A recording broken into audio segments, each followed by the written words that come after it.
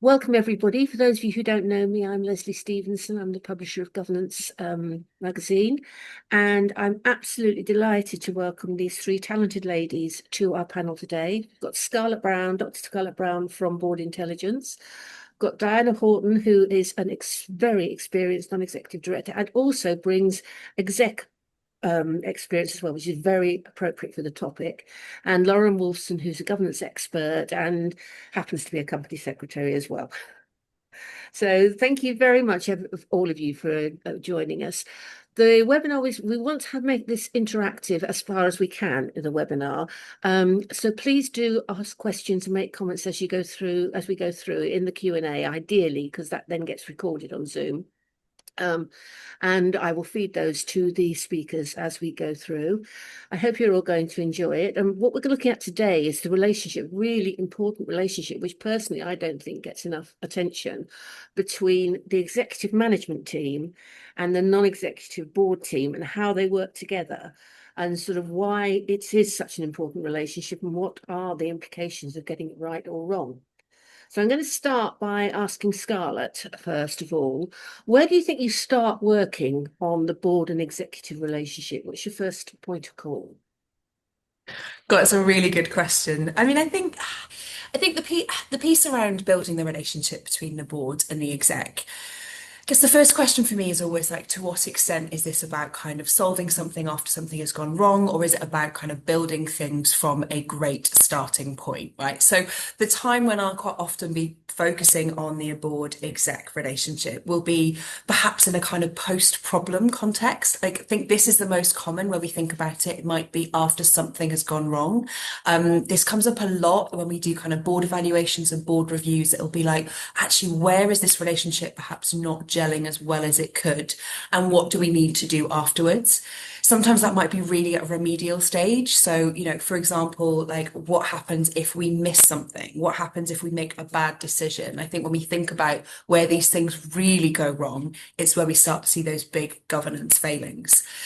And of course, there will also be the point, and lots of people on the call will be at this level, which will be what I might call kind of symptom spotting, right? You might be a co-sec or a chair or another non-exec that goes, do you know what? The relationship between the execs and the non-execs on our board is not really gelling. It might be to do with the relationship within the board meeting. It might be that the board materials are not right, but just something is going wrong. And we might try to solve it then. But I think the thing that really my kind of key headline this is that actually the best relationship between execs and non-execs can be built by design, right? These things don't happen by accident, they happen by design. So actually, when you've got a point of change or you've got an excuse to redesign it, how do you build the architecture that helps build that relationship in? And I think that's the key thing for me with this conversation. We can think about these being two groups of people that we need to make sure they get along. And of course, that's it, right? We want to think about the human elements, but actually the good relationship between execs and non-execs is entirely supported by the infrastructure and architecture around them that helps make it work really well. Thank you. That's a great start. Loren, have you got anything else you want to add in there? Yeah, I mean, I think probably maybe just and couldn't agree with you, both of you more. I mean, I think your introduction saying it's an important part of the governance ecosystem. I think it's a fundamental, absolutely Mm. fundamental part of the ecosystem. If you're thinking of it and you mentioned design there, Scarlett, and I agree with you completely. I think and I'd probably even like using your design, going onto a build thing. It's a bit like building flat pack furniture or self-assembled furniture where you sort of have all the bits and you don't have the manual and you cobble it together and it looks absolutely fabulous, but the slightest bit of pressure and it's likely to sort of fall apart and come tumbling down. And I think that's what the importance of the relationship is to strong governance, is actually saying, how do we form that basis of what will be the cornerstone of how we implement? If you think of all the other elements of a governance ecosystem, and all the different parts that can need to come together, absolutely critical to that is this strong relationship between the management team and the board. And I guess I'm just emphasizing what you've already said, but I think the key thing is why it is so important and why you need to do it from the get-go is that, on board you have, well, the whole governance ecosystem, you actually have this asymmetry of information where the way our sort of modern governance is structured, you have a board at the top, which is you want to fill with independent people, and in reality, they aren't the ones who control the information, and they're reliant on management who actually control the information. So you really do, from the get-go, want to be building those relationships, and you ask the question as to when it should start, and I think induction is absolutely a key area and time for when you want to start building those relationships. And I think it's a great opportunity when you are introducing people into the organization to be able to fully induct them on not just how things work around here, but also the culture, and give them a proper feeling for how the organization operates and start building those relationships between your board and your management. That's great, thank you. Yes, absolutely. That's the whole designing and planning. But Yeah. obviously, we can't always plan for everything. So, Diana, I was going to ask you about the setting the board agenda for the year, because how can you set? Obviously, there are two things that have to be discussed, but how do you manage to make sure there's time to discuss the topics that we might not have expected popping up? I mean, I think it's an interesting one, isn't it? I was looking at a survey from Spencer Stewart just actually this morning that said, as you'd expect, that CEOs and directors always want to have more time to talk about strategy. They always say that. And that's always hard in practice to make happen, because you have to decide how much time you're going to make available and whether that means that you spend less time on other things. Equally, I think there's an obligation on the non-execs that, and indeed the execs, that they show up fully prepared and having done their homework in good time, so that you make the time that you have available more effective. So, I mean, the way I've done it in the past is you plan the standing business items first. You follow the corporate reporting calendar, you overlay your strategy review, your regular reviews of specific parts of the business. And if you like, those are your known knowns. Then it's a good idea to make sure that you've got some time in each meeting to cover what I call sort of non-urgent contingencies. So items that you may have covered in the previous board meeting that you say, yes, we'd like to talk about that next board meeting. So there's no time constraint, but you know it's something you want to discuss. And if you like, they're the known unknowns. And then you're into, for the truly unknown, the truly unexpected items. At that point, you simply have to make time, either in a scheduled meeting, or you create a separate meeting outside the natural board calendar. And there's no way around it. So I sort of look at it in layers, really.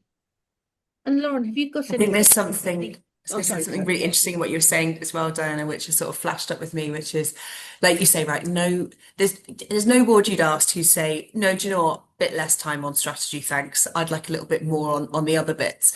But I think it's also about the quality of that time. Like when we say time on strategy, what do we mean, right? Do we mean having a genuinely strategic conversation? Do we mean actually driving the organization forward? Do we mean the execs and the non-execs coming away from that strategic conversation, feeling it was valuable or that it helped drive the strategy forward?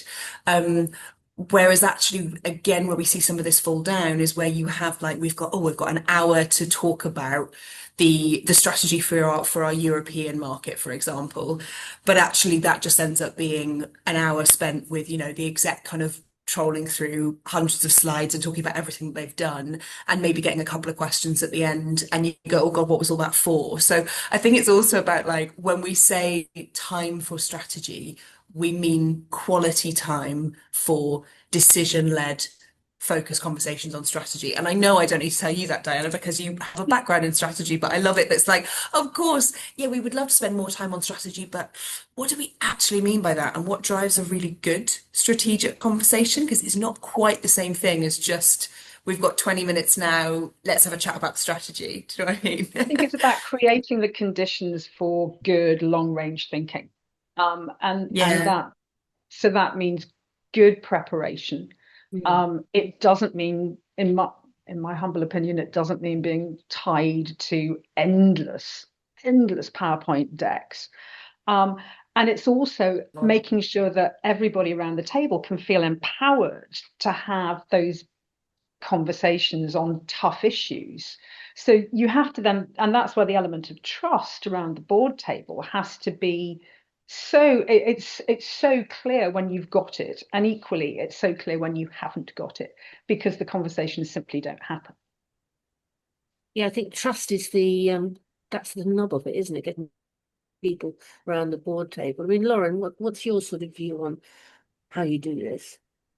I mean, I think Diana's right. I think agenda planning is absolutely critical. In fact, planning your annual agenda, I think, is probably one of those quietly powerful governance tools to create effectiveness. And I think this is one of those sort of soft areas of influence where the governance professional can actually have a great impact, because you literally your agenda from meeting to meeting, your annual agenda, which obviously should be dynamic. We call it annual, but it's obviously a rolling one. But it should actually be making it very clear, because that's how the board is going to spend their time, and that's how you work to ensure that you are covering not only those things that you have to cover, but also creating the space within your annual program to do all the extramural, all the extracurricular kind of stuff that you need to do in a board in order to support that relationship building.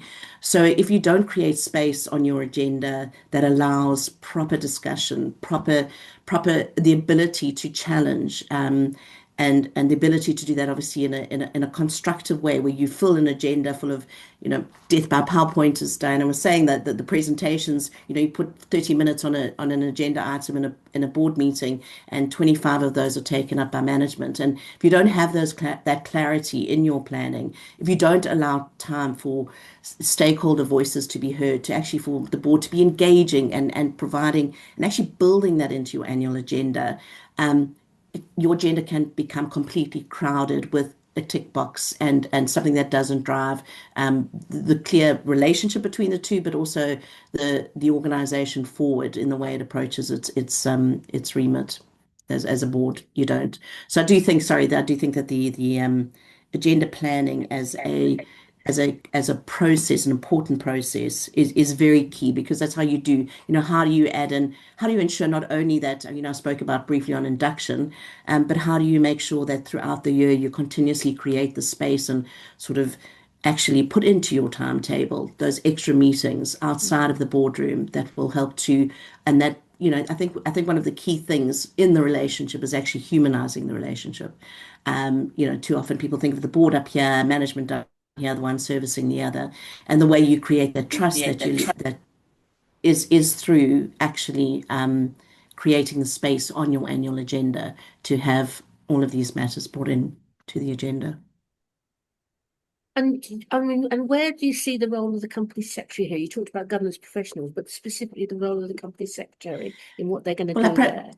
I'm probably one and the same, hopefully, but essentially, I think they're in an incredibly unique position, and I do think it's one of the things that probably has excited me about it over the many years that I've been in this space, is that the company secretary sees the whole, whereas all the other players in your governance ecosystem see a slice. So they see the world of the organization from their perspective, whereas the company secretary sits and it sees everybody's perspective. So I think as a key connector to people, as a key connector to the organization of the different stakeholders within the organization, the company secretary is really well placed to be able to liaise, create that linkage between what it is that management want to achieve, because it will have its objectives, what it is that the board is driving from a strategic perspective, and then bring together an agenda that creates the compromise, creates the platform and the plan in order to drive that space. So I do think there's a real fundamental role for the company secretary to play. I think there's also something so interesting. We held an event last night for chiefs of staff. So everybody in the room was a chief of staff to the CEO or to the chair. And it's interesting looking at the relationship between them and the governance professional, and how they become the conduit for some of these things. But there were some quite similar themes coming up, and one of them, which is something we hear a lot with governance professionals as well, as you mentioned, Loren, is the example that was raised was one where the CEO was having, I guess, it wouldn't be it'd be too strong to say a credibility challenge, but that there was a challenge going on between the CEO and the board of really feeling like the CEO wasn't making the best use of time. They were far too high up in the weeds, but too big sky thinking, not enough on the detail, and it was leading to kind of sort of tensions in the boardroom. And interestingly, the chief of staff was saying, like, that one of the Neds has come to me and said, we think there's this issue, and could you maybe get the CEO some additional support or think about how you could improve this? And we were reflecting on this and saying, she was saying, God, is this my job? Like, what do I do? And we were saying, no, this is exactly why, right? People in the governance seat, people in the chief of staff role, you need that person that the board can go to, that the non-execs can go to and say, we think that there could be some improvements there. As you say, Loren, not only do you see the whole, but also you can be that confidant and that support. And ultimately, you are judged, or your value is judged by how well that board meeting is running, and you will have that insight about what could be improved. So kind of responding to the question in the Q&A, like, actually, I think that it is fundamentally part of the governance professional's role to be finding opportunities to connect with the non-execs, with the board members, with the chair, outside of the board meeting, to get feedback and ideas around how things could be improved, to think about the information, and also think about how that information could be gathered, exactly as you're saying, Loren, like, are there opportunities to engage outside the board meeting, and kind of ways to think about it creatively, not just in terms of improving the information. And that actually that's a place where the COSAC can add huge amounts of value, I think. I think equally, we have to remember that human nature says that if you ask chief executives if they're getting the support they need from their board, they will say no. Certainly not all the time. Equally, if you ask non-execs whether they're supporting their chief exec, they will tell you that they are. So I think we have this natural asymmetry of what does support actually look like, and when and how do you actually need it. And I think in some ways, and I mean, forgive me if I sound cynical, if we put on one side the bit that non-execs do for a company, which is around governance, as we know, and shaping strategic direction, the rest is effectively an insurance policy. And you hope you never have to use, but if you have to, it has to work immediately. So if this is an existential issue facing the company, the board has to coalesce and work as one immediately. And effectively, what we're talking about is creating the conditions over the course of a year through good governance, through good governance practice, through building relationships, so that, in normal times, it shouldn't matter. The advisory nature of boards is just fine. But if there's a crisis, you need that board to come together in an all hands on deck attitude and all work together as a team. And that's especially when you don't want the non-execs telling the exec what to do. So it has to be a team. And I think so within that framework, it's incredibly nuanced as to the role that the governance professionals actually play. And how that has to flex with context, frankly. I think it's a really good way of thinking about it, Diana, like in terms of how effective is this board? You can always ask, how effective is this board right now? Like, how much have they supported on key decision X or strategic question Y?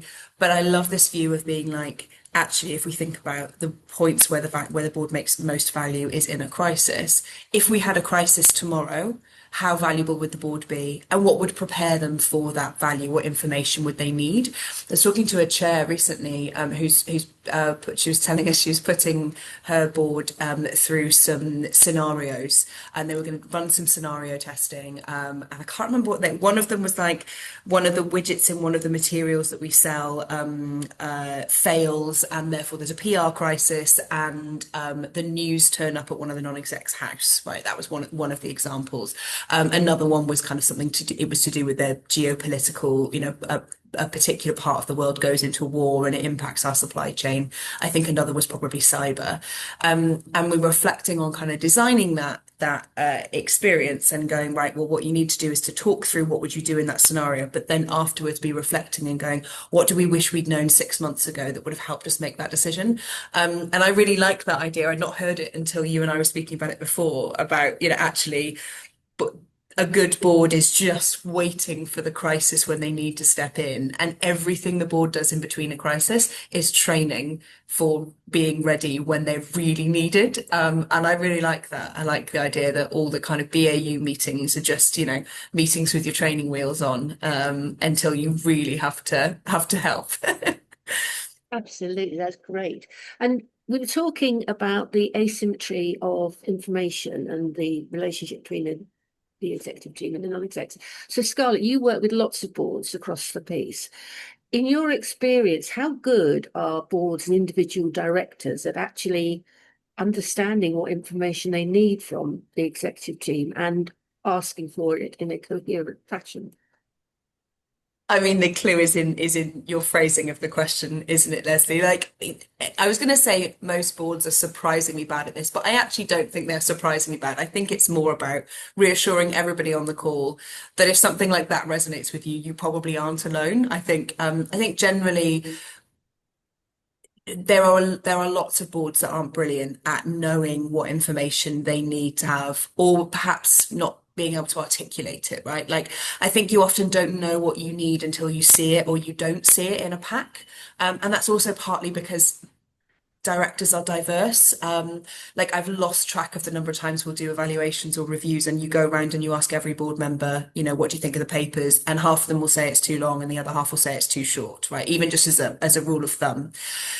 But I think also that kind of speaks to it, that actually conversations often get stuck at the volume of material. So what is the right amount of detail? How long should a paper be? They'll talk about the fact that they're drowning, or they'll get too down in the weeds. And we often talk about like board materials purely in just, oh, well, I've got to absorb too much, or I don't have enough detail. And I think it actually, all of it is around like, actually, it's less about them being able to say the information is not giving me what I need, and more about structuring the conversation around what you actually need to ask. So I guess what I mean about that is, like, rather than, for example, the COSEC asking, or the chair, often really good at this, like saying, how are the papers? You have to set aside time for like a structured conversation where you start by saying, what are the big priorities this year? Like the big decisions we need to make, the big things on our mind. What's our strategy for the next 5 years? What are the big things we need to be discussing as a board? What should the board be focused on, and what is an exec question? I think getting that level is really important. Then what information do we actually need to do that well? And then what is missing from our board pack? Whereas I think what happens is that we end up stuck in the weeds of like, oh, well, I want more information on here, or digging more here, rather than the why. And the other thing I'd say as a kind of tip for this, if you are struggling with a board who is asking for more and more detail, or are pulling up concerns with the information but not giving you clarity on what that is, like articulating it well for the exec team, is to ask them to phrase it as a question. So what's the question that you're trying to answer? Rather than, I want more detail on how this particular area of the business is performing. Why do you want that? Like, what's the question you're trying to answer? Is it because you think that that is key to the value drivers of the business? Is it because you think that that particular leader is not covering everything? What is the question you're trying to answer? And that can help, I think, bring it back up to the board level. So yeah, are they good at it? Not everybody, some are. But I think it's because of the mechanisms that we use to try and get them to articulate what they're looking for, aren't necessarily kind of in play as they should be. I Brilliant. mean, Thank you. oh, sorry, apologies. No, carry on, Loren, carry No, on. no, no. I was just in support of what Scarlett was saying. I mean, I think that's absolutely right. But I also think, and in addition to that, I mean, I think where the company secretary or governance professional plays a key role is actually sometimes stuff just gets lost in translation. So I think that there is this, the board think they want something, but they maybe don't know how to articulate, or they don't know the depth of Absolutely. knowledge of what they're doing. So it's how to, and that's why I think the sort of intermediary of the governance professional can be of such great value, in that it's listening. The board, the individuals. It's how do you make sure that management know the board and know the individuals as well.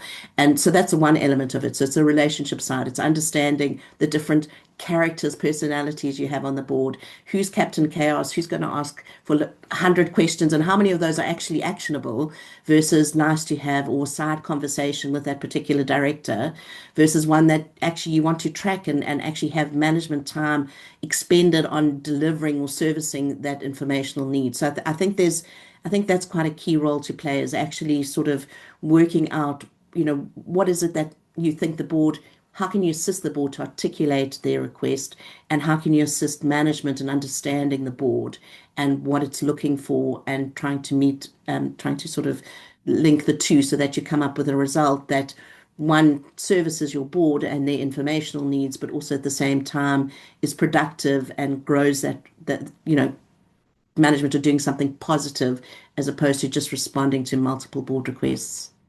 I think, Diana, you've had experience of being I mean, I was in going to on the other side of it. So what would your comments be?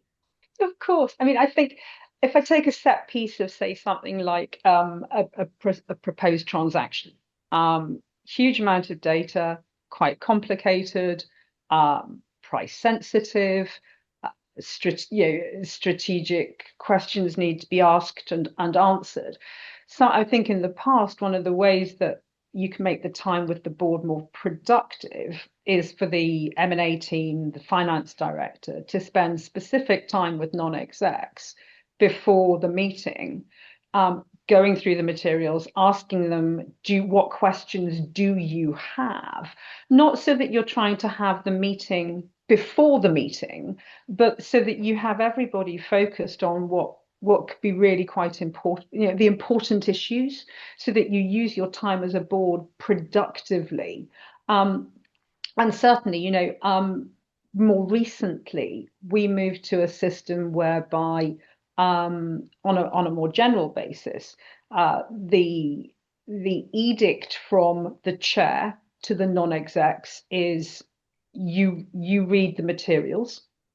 The edict from the chair to the exec team, and that wasn't just the chief exec and the finance director, it was everybody else who was around and presenting, was, we are giving you X amount of time for this item. You are to take no more than 30, if it was a 60-minute session, 30 minutes. So half of your allotted time maximum is on presenting the materials that you want to discuss, and using that not as a page turning exercise, but highlighting the key items that you then want the board to discuss.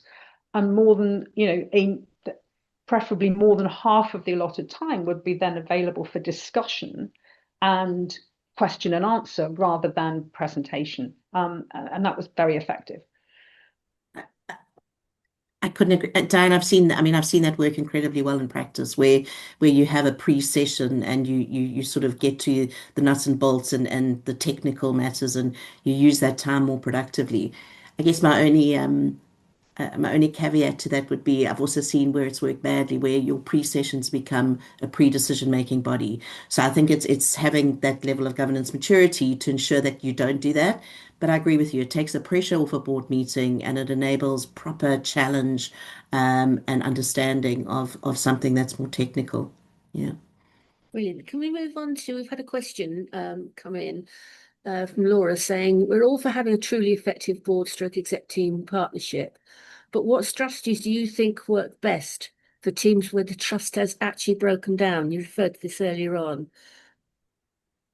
So who wants to go first on that one?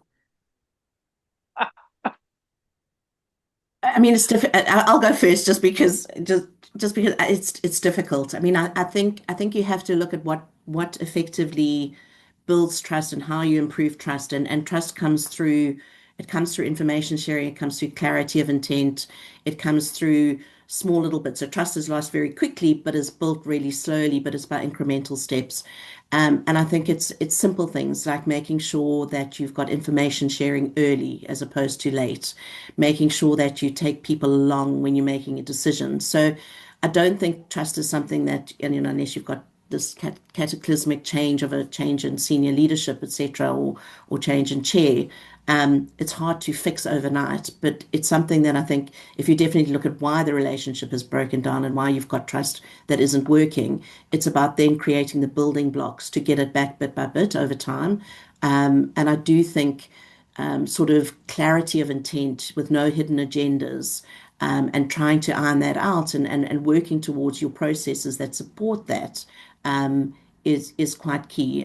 And to me, I think communication around, and really about that, making sure that people feel like they are getting the information, there isn't another story, are absolutely quite critical to building that trust up again. Not knowing the reasons why it broke down in the first place, but just, yeah. I think there's also a role here for there's a reason why boards do board evaluations.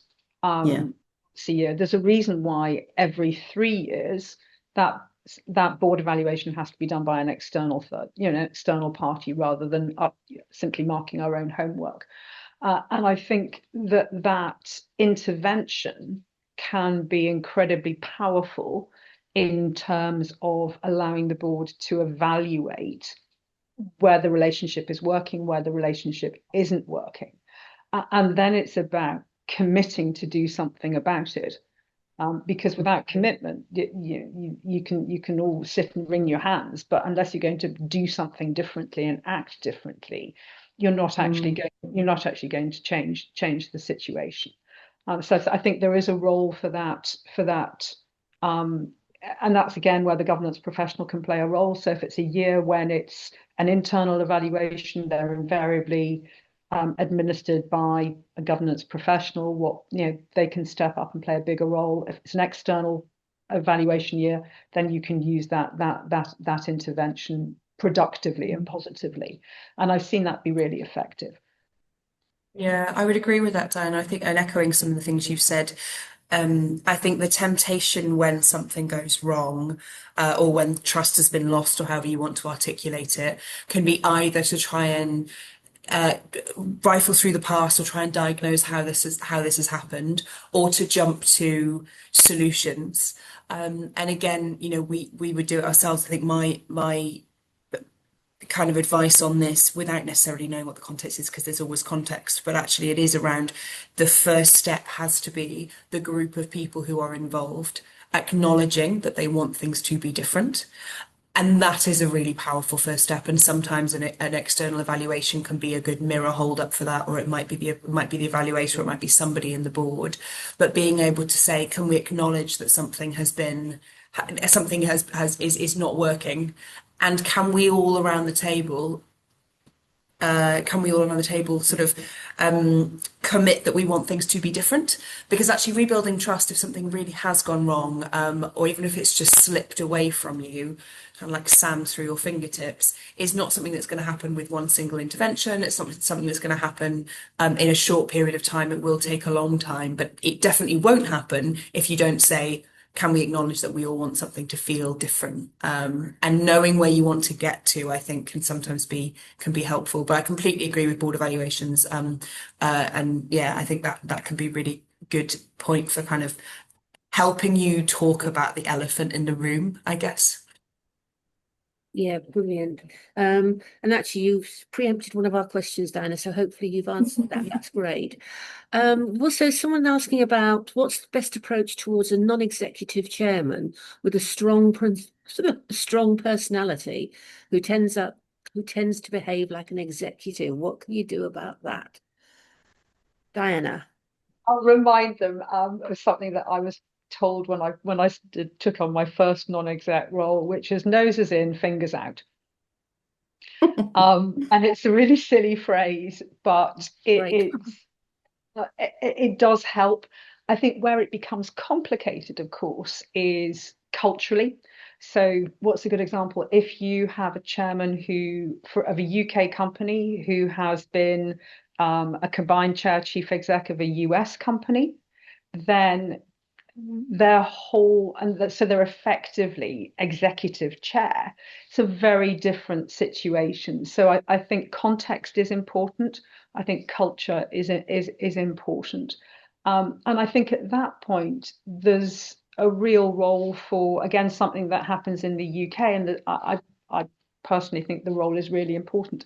That's also where the senior independent director can play a really big role in terms of acting as the bridge between the board, and I include the executive directors in that, and the chair.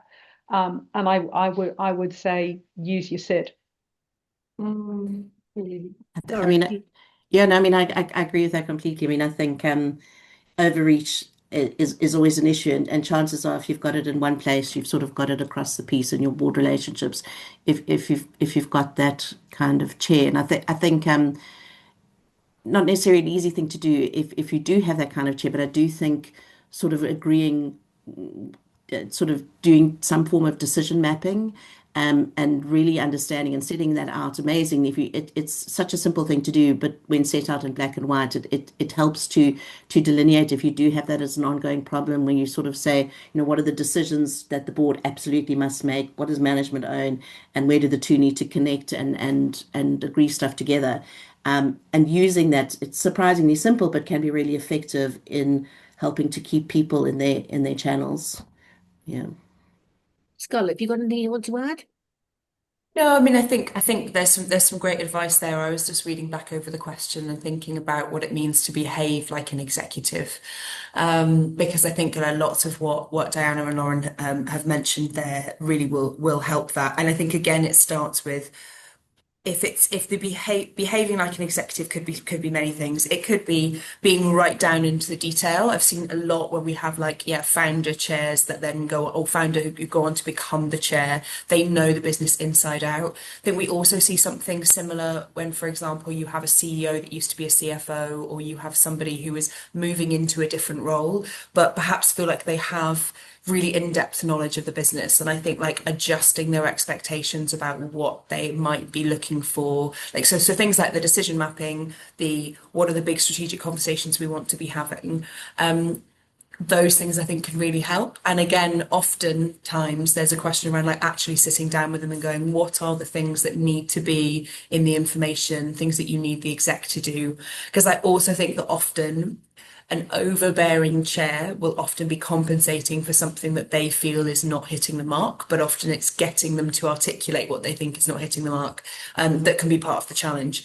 The strong personality thing, I'm not sure we can help with that. But non-exec chairmen do tend to have strong personalities. We've sort of seen every version and flavour of that. But managing strong personalities, managing egos in this arena is a big part of it. But that's a slightly different question, I can appreciate. And I think just to balance it up, remember it can also happen the other way. So you can have a very strong CEO Absolutely. who tries to sideline his non-executives, and essentially only brings stuff to them when he or she believes that those ideas are fully baked, expects the board to rubber stamp it on no time notice at all. It's a two-way street. So I'm very aware that it ends up being about how you make that relationship as strong as possible, so that neither party dominates the other, because the best boards are true partnerships. Absolutely. And I think sorry, Leslie, and I think the sort of the flip side to the coin is I think that relationship's incredibly important between chair and chief executive, but it can't be so tight that the chair doesn't remain the critical friend, to the chief executive, because I think then you also end up with this imbalance where you have sort of a very strong, powerful head, between the chief executive and the chair, and the board aren't necessarily taken along, in a constructive way. Yeah. It's so critical, isn't it, Lauren? I think you're so right that I've seen every flavour of it, the kind of how I think the relationship between the CEO and chair can have such ripple effects on the culture of the board. It can be too cozy, it can be too combative, or it can work really brilliantly. And I don't know if anybody's got a decent metaphor for this, because it's not really like a marriage. And it's not really like a partnership. It's a very specific kind of relationship between a CEO and chair. And a CEO and chair partnership that works for one business won't necessarily work for the other. But actually, at the very least, if they have a relationship where they are able to be reflective about what is working about it and what is not, and how it's impacting the rest of the board. I think, again, where I see it go wrong is where they don't realise that the way that their relationship operates, how much that impacts the other execs and the other non-execs and their ability to shine, because it can go in every direction. And I think we often talk about the role of the chair in driving board effectiveness, but one of the pivotal bits of the chair's influence is how they interact with the CEO and the relationship they have, and investing in that working really well year on year, I think is really key. Yep. And Rena's asked if any of you can share an example of an executive chair and how it looks different from a non-executive chair in practice. Have any of you got any examples of that? Great question. I can go back a really long way. Once upon a time, I used to work for a company called Bass PLC, which is no longer in existence, so I'm probably safe saying this. At the time, and I'm so old, that we had an executive chair. So this is pre-Higgs. So this is pre the separation of the role. I would say that it was, we knew no different at the time. But I think it worked for Bass because Bass had 4 divisions, and each division had its own very strong leader, chief executive, and indeed internal board. So the executive chair role was very much being a chair effectively over not quite a conglomerate, but certainly a multi-business company. And I think that probably therefore meant that he could not spend 100% on each division. So he only spent 20% of his time on each of the 5 divisions, and therefore I think it worked as well as possible. That's my only experience, really. Yeah, we've got a couple of questions here, and you mentioned induction right at the beginning, Lauren. We've got a couple of questions looking at new board members and new CEOs. So, which I've now lost. There was one about, I think I saw one about how do you, Oh, I didn't write. do you have any tips on building trust, particularly with the new board members? Is that the one? Yes, that's the one. Sorry, yes, Okay. absolutely. No worries, no worries. I did look at that and thought, and I think having a good, I always think this is great. I mean, I think I mentioned it earlier, and sorry if I'm repeating it, but I think induction is a great opportunity and I'm always amazed by people who leave it to somebody else, or governance professionals who say it's run by somebody else and not them, because I think structuring the program and who you engage with and have the individual meet with essentially, I think, forms the basis for their relationship with the organization. So I think it's really key that they don't just meet the people they're going to see around the boardroom table. I think it's really important that they also meet skip level executives, that they meet people on the floor, they have show and tell so that they understand what the organization really is about and get a good view of culture.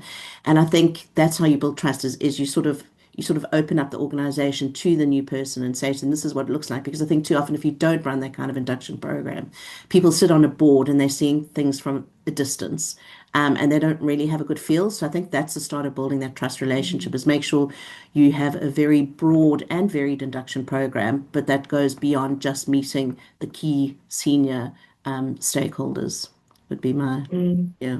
And as a new I think board, again a bit of structure. Oh, go on, Dan, you go I was first. just going to say, as a new board member, I remember having gone through my induction, I think I was given until my 3rd board meeting, and then I was asked formally for my impressions and what I had learned, and how I felt, which I think is a good discipline. And I think it allows the non-execs to realize that they have to engage. You can't be passive in a board meeting. You can't just sit and nod and ask your one question and hope that you get away with it. Equally, you can't then roll up your sleeves and say, well, I would do it like this, and you need to be doing it like, you need to do this A, B, and C. But I think getting that back, and that's toned from the top, and that's how the chair manages the board in terms of how they allow new non-execs to learn and then bring them in and then almost calibrate the involvement. Brilliant. And then on So the where other I've seen side, it work well, that sorry, Leslie, just a no, quick carry one on, on Scarlett. the onboarding structure. I think I see lots of organisations that will assume that for a good non-exec onboarding that they probably need to meet all of the executives at some point.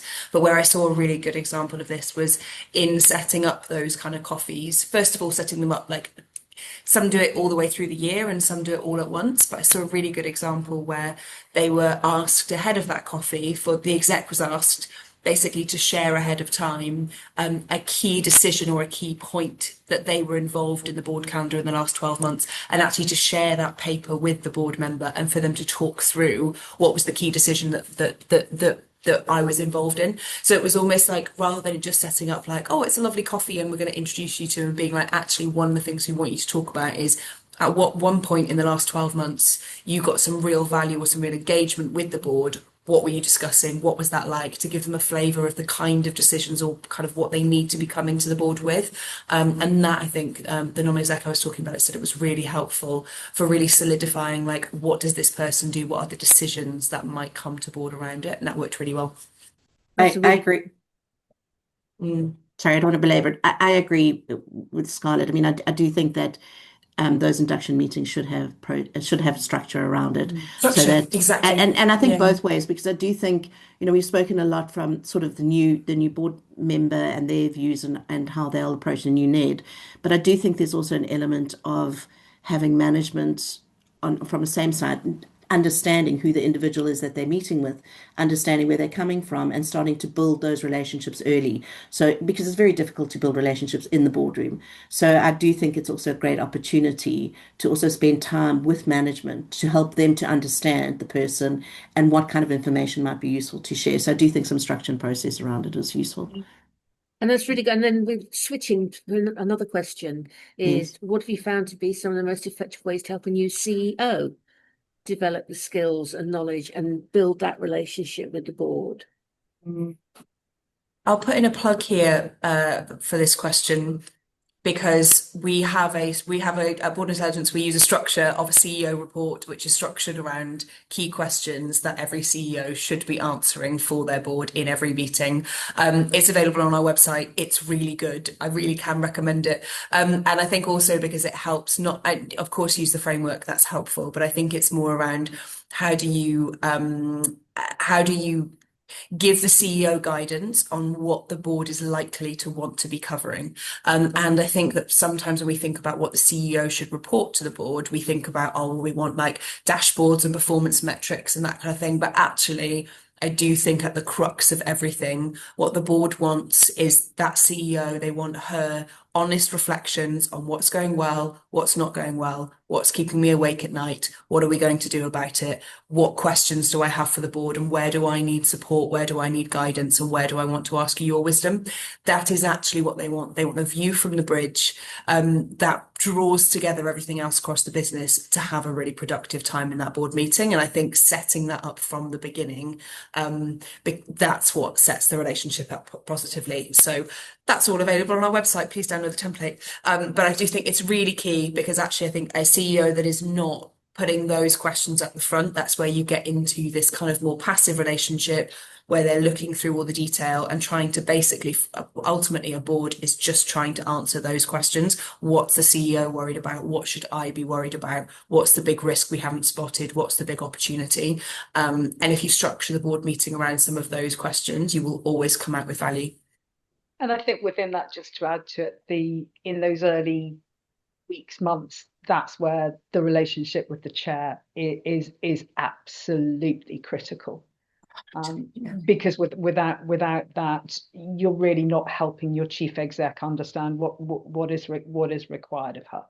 And I would add to that, I think the other piece is make sure that there's as much external input as there is internal input as you start that process. So for every conversation that the chief exec is having with a member of the board, the chair, she also needs to be having conversations with customers, with advisors, so that the picture is a 360-degree picture as fast as possible.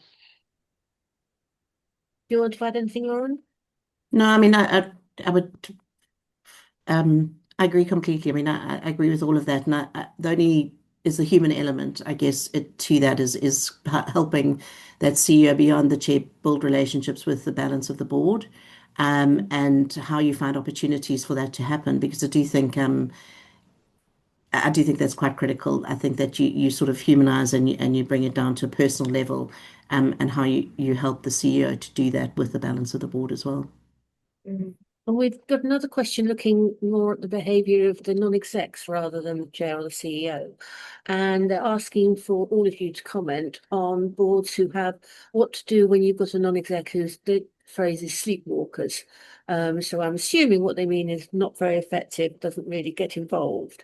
And if you do, who should do what in that Well, your chair, I think sorry, I'll jump in. Yeah, do. First, I mean, I think your chair is absolutely critical to that. You know, your chair is the steward of the board, and it's his responsibility to ensure that the board is effective at the end of the day. And we can all, as players in that system, help to make it happen. But at the end of the day, the buck stops with the chair, and it's a combination of chair and evaluations, and making sure that beyond the formal evaluations we've spoken about, whether they're your external ones, hopefully, which will shed light with greater degree of perception than perhaps an internal one. It's also around making sure that, from my perspective, making sure that your chair has structured at least annual conversations with people, and calls them out. And you know, there's one thing, I mean, that's the ultimate, is sort of calling them out in an annual conversation, but also finding ways, you know, why are they sleepwalking? Presumably they were enthusiastic and you've had a good search process, but it's understanding perhaps there are issues around psychological safety in the boardroom. Why are they perceived as sleepwalkers? Is there some reason why they're not participating? And in those instances, it's working with the chair to find ways to bring that person out, as Diana mentioned earlier. You know, you can't be passive, but it's how you encourage people to talk at a board meeting. And then if all else fails, it's that hard conversation with the chair. Yeah. Yeah, you others want to comment? Yeah, I suppose I'm kind of reflecting on that question and also some of the other questions that are up on the Q&A, and lots of them are kind of circling around, like, how basically how do you deal with a toxic situation, right? How do you deal with a non-exec that's not adding value, or a chair that's coming unprepared, or being too passive, that kind of thing. And I think, you know, it speaks to probably the headline of today's session, which is that we've talked a lot about how you can build the infrastructure for setting this up for success, but oftentimes the pain we're feeling will be like when something is really going wrong. And I think there's something that's kind of mulling in my mind, about, you know, what basically, if the question is, what do you do when something is going really wrong, and how do you make the tough call, right, about that non-exec not being right for the board? And I suppose I'm not necessarily saying I know the answer, but I think that part of where this comes to is like having that courage, or knowing whose responsibility is at the time when something is going wrong. So the beauty of the situation when we talk about boards is that you always have somebody who is responsible for supporting the other person, right? So often it will be like, right, if the chair's not functioning, you've got the SID. If the relationship is not gelling between the execs and non-execs, what's the role of the COSEC in that? And I think a lot of this is trying to work out, first of all, who is the person who might be able to make a difference? What tools and support do they need? Like you've mentioned, Diana, around actually sometimes you do need to bring in external support and advice. Sometimes people do board reviews because they know they need to make a big shift, right? I've seen it before, where actually we'll sit down with the chair and say, what do you want to get out of this board evaluation? And they say, I'm not convinced that, like, I think we might need to make some really big changes, and I need you to help me work out whether or not that's the right call. But I think also trying to think about how we put this in context of, like, why is it a problem? So actually, these, you know, a lot of the time when we're working with clients, we'll be thinking about like a big decision that goes missed, like the next governance failing, like the impact to the organisation for having board meetings that are not effective. And I think sometimes where these things go wrong is because they go unchecked because nobody cares, and actually restating why it matters and the value or perhaps the risk of what it takes to have a bad board meeting, I think, is also part of it. So lots of the questions were asked anonymously, and so I don't have a sense of whether this is coming from a co-sec or another member of the board, but I think, you know, knowing when to bring in additional support or advice and knowing who else might care about it and building that case of going, do you know what, this is actually a risk to the long-term survival and success of the organisation, and who needs to make a call there. And there is always another layer of escalation. So that was just something that was going around in my mind about, like, actually, what do you do when things go really wrong? And Lauren, Diana, I don't know if you have any kind of practical advice where you've seen it. Obviously, I see quite a lot of like quite dysfunctional boards, and sometimes there is a moment where you just have to, you do have to call it and do something drastic. I think you And lots of set these it up. questions speak to that point I about think when you do you set know it how up to do that. You set it up, Scarlett. I think it's a case critically, you should never ever be alone. So even as the chair, my first chair once turned around to me and said, my job is to support the chief executive right up until the point at which I fire them. And that was quite a hard lesson to learn as a brand new non-exec. And then you think that's quite brutal. Then you watch how that actually plays out in during the course of a year. And the answer is the way that, and this is good governance, means that you should never ever be single point sensitive. So good governance means there should be always somebody with whom you can discuss something, with whom you can then together go to the chair. If you don't feel like you're strong enough to do it yourself, go to the chief exec. So you should always have a way of not being a single point of failure, or the system being single point sensitive to your decision. I think ultimately it does stop and start with the chair, but good chairs are not dictators, would be how I'd try and phrase it. I think there was an interesting point you raised there, Diana, around having somebody, and I often deal with governance professionals who are quite powerless and feel quite powerless in what they can do when they see a situation. And I do think that's exactly right. And my advice is usually around creating the right networks and finding where those voices are, whether it be members of the board, members of seniors, executives, or whatever, and building those networks of people who can support you when you do run into those situations. And I think the same applies as a director on the board. It's about creating that network and understanding and exactly acting together. Yeah, really Brilliant. need to.